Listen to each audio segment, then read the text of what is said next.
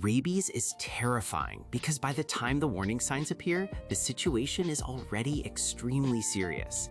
It usually begins quietly. An animal bite, a lick on broken skin, infected saliva entering the body.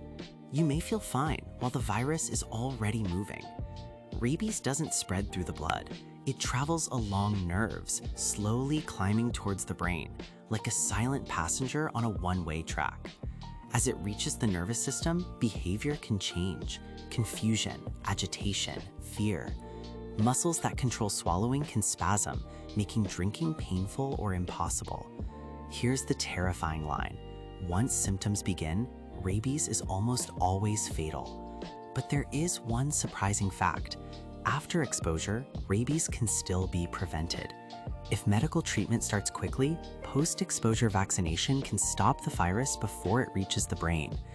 Rabies is terrifying because time matters, and prevention can be the difference between safety and tragedy. So how did humans learn to stop a disease that gives almost no second chances?